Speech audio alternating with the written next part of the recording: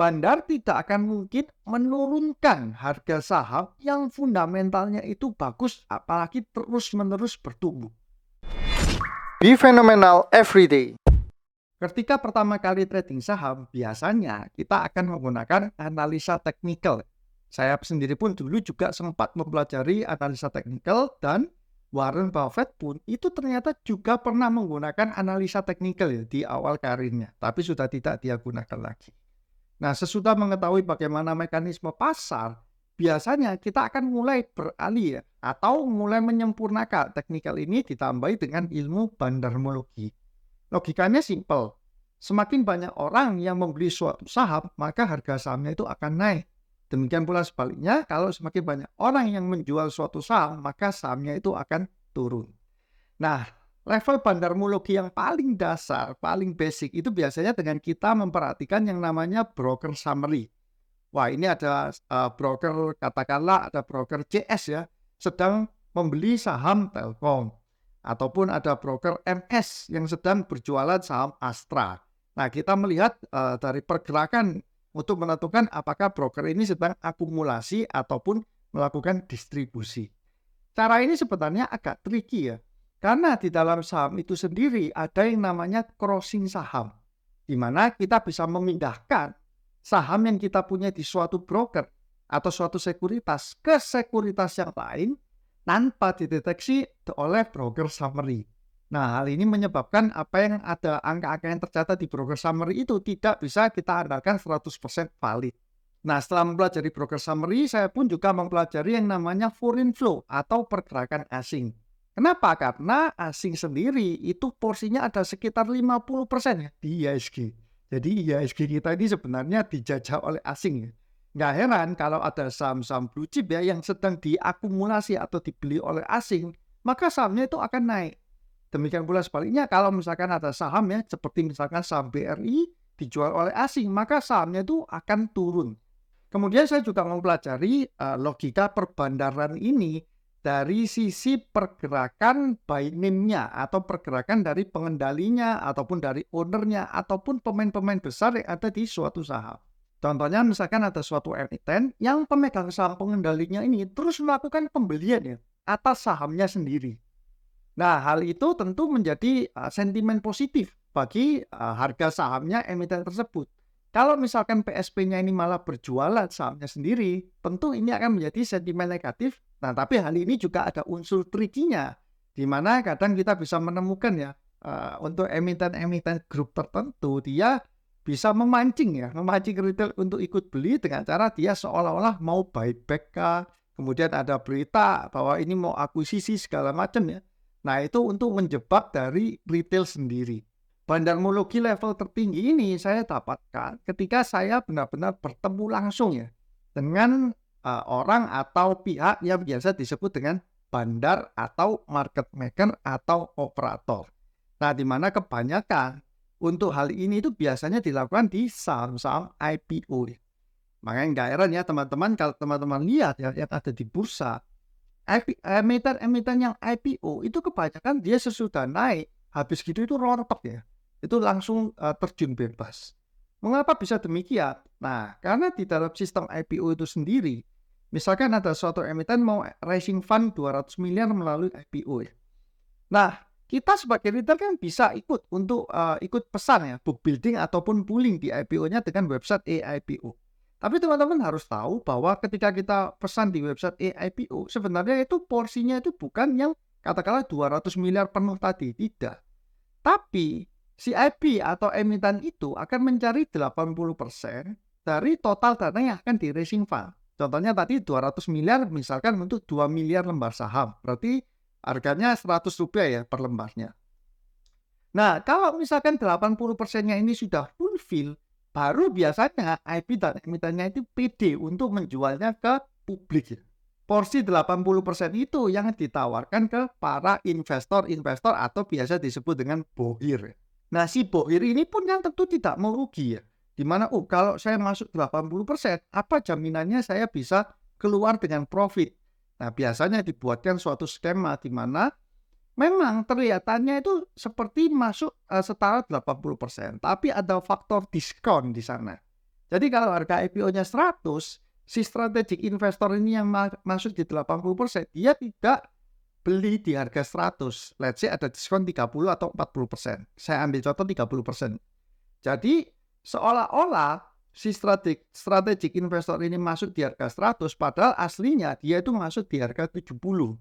Nah, seperti itu. Tapi ketika itu sudah penuh, kemudian retail melakukan book building ya, ataupun pooling, maka retail akan mendapatkan harga itu di 100 ya. Nah, ketika hari pertama emiten IPO ini arah atau naik, let's say 30% ya, maka di portfolio strategic investor ini yang dimainkan oleh si bandar atau market maker, dia bukan profit 30% di hari pertama. Tapi dia profitnya, kalau misalkan dia harga sahamnya 100 ya IPO, kemudian si strategi investornya kan dapat di harga 70. Kalau hari pertama arah di 130, berarti si strategic investor ini portfolionya itu sudah plus hampir 100%. Karena dia sudah plus 60 dari harga 70. Nah, kalau retail kelihatannya dia akan plus 30% ya. Ini yang menyebabkan di mana ketika hari kedua juga masih arah, kemudian hari ketiga langsung dijual-jual ya, banyak volumenya mulai membesar. Sebenarnya si strategic investor ataupun si bandar ini tidak rugi. Bahkan ketika mereka bisa berjualan di harga IPO pun misalkan 100 itu, mereka juga sudah tidak rugi. Ini yang teman-teman juga harus hati-hati kalau misalkan teman-teman sebagai retail itu membeli saham-saham IPO ketika sedang arah. Nah, saya juga yakin teman-teman pasti sudah banyak belajar dan banyak juga investor retail itu yang menjual saham IPO itu di hari pertama atau hari kedua. Jadi hari pertama arah langsung dijual atau hari kedua arah juga langsung dijual ya. Sehingga investor retail pun tidak nyangkut. Namun kalau kita pikir ya, sebenarnya kan sebagai seorang investor retail hal ini itu sangat berisiko. Karena kita benar-benar menggantungkan nasib kita itu di tangan bandar. Seandainya kita untung pun ya, itu paradigmanya seperti kita ikut money game. Dimana yang kita tahu nih ada money game baru buka, kemudian kita ikut awal-awal, kemudian money game-nya masih bisa mendapatkan member-member baru ya. Terus ketika itu kita langsung exit dan member-member yang terakhir masuk itu yang menderita kerugian. Nah, sungguh ironis kalau kita berharap kaya dari saham dengan cara yang seperti ini.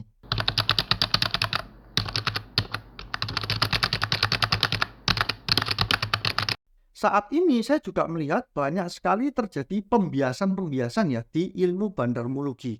Di mana orang-orang pada berkata bahwa udah nggak perlu belajar fundamental, udah nggak perlu belajar value investing. Kenapa? Karena semua harga saham itu digerakkan oleh si bandar.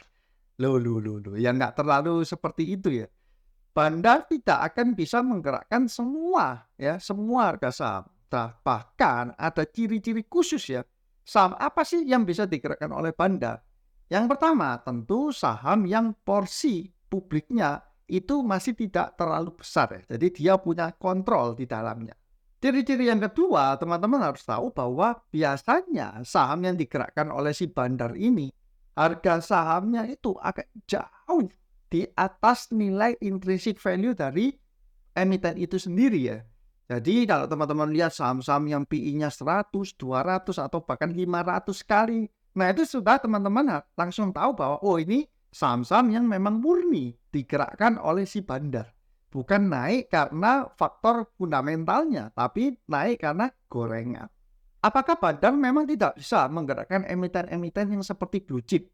Bukankah GGRM, HMSP yang GGRM dulu pernah 100.000 ya? Kemudian pernah jatuh hingga tinggal 20.000 atau 18.000. Dan juga sama HMSP yang 6.000 pernah jatuh tinggal 800-an ya, 800 rupiah. Nah itu bukankah harga sahamnya itu juga digerakkan oleh si bandar? Nah kita juga perlu membedakan apakah harga saham yang turun drastis itu memang karena kinerjanya atau karena digerakkan oleh bandar. Kalau kita perhatikan GGRM dan HMSP, ketika sedang dibuang saat itu ya, itu masih belum kelihatan laporan keuangannya kan.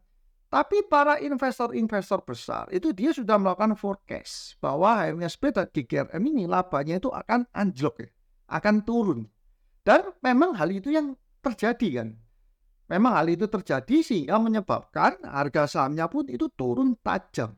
Jadi bukan karena ada pihak bandar yang menjatuhkan sahamnya ya, tapi memang karena faktor fundamental dari emiten itu sendiri. Nah, berbeda ya dengan emiten-emiten yang terdeteksi ada bandarnya, di mana mungkin fundamentalnya itu biasa-biasa saja. Nggak ada angin, nggak ada hujan ya. Tiba-tiba harga sahamnya itu meroket naik luar biasa. Nah, biasanya akan disusul dengan berita-berita gorengan ya, entah itu dari makroekonomi ataupun dari berita-berita aksi korporasi perusahaan tersebut. Nah, ketika harga sahamnya itu sudah melampaui jauh di atas nilai wajarnya, tentu hal itu dimanfaatkan oleh si bandar untuk take profit ya. Sehingga investor-investor retail ini yang akan menjadi korban nyangkut di dalam emiten tersebut. Nah, terus bagaimana supaya kita terhindar ya dari permainan si bandar ini? Ya tentu kita juga harus menghindari cara berpikir si bandar ini sendiri. Ingat ya, bandar itu hanya akan mendapatkan keuntungan kalau dia berhasil menjual saham yang digorengnya ketika harga sahamnya itu jauh di atas nilai intrinsic value-nya. Bandar tidak akan mungkin menurunkan harga saham yang fundamentalnya itu bagus apalagi terus-menerus bertumbuh. Loh, kok yakin kok? Saya kasih analoginya ya. Misalkan ada suatu emiten yang dia setiap tahun cetak laba katakanlah 100 miliar. Kemudian dari tahun ke tahun dia labanya ini terus bertumbuh. Let's say growth-nya 20% per tahun. Nah, setiap tahun pun emiten ini juga bagi dividen. Let's say memberikan yield-nya itu 7% tiap tahun.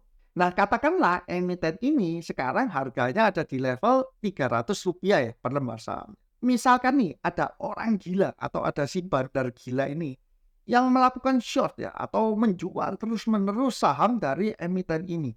Dari 300 dibawa ke Rp100. Padahal kinerja fundamentalnya itu baik-baik saja. Labanya itu terus bertumbuh. Nah, pertanyaannya, kalau harga sahamnya sudah dari 300 menjadi 100, maka secara dividen yield, emiten ini yang awalnya 7%, dia akan naik 3 kali lipat menjadi 21%. Nah, kalau itu benar-benar terjadi, saya yakin investor-investor itu akan berebut ya membeli saham ini. Sehingga rencana si bandar yang mau nge-short itu tidak bisa terjadi. Malah bandar ini akan kehilangan barang. Berbeda halnya dengan kalau misalkan bandar nilai intrinsiknya katakanlah 100, dia goreng sampai 1000. Kemudian dia jual ya ketika harganya sudah 1000. Maka yang menjadi korban itu tidak mungkin investor-investor besar. Karena investor besar ini sudah tahu bahwa ini sudah over value. Nah, itulah perbedaannya. Dimana kalau misalkan kita mengikuti cara berpikir si bandar, kita bisa terjebak ya.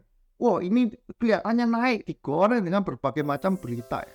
Tapi kalau kita bisa menggunakan kacamata seorang value investor, kita pasti akan terhindar dari jebakan-jebakan si bandar ini sendiri.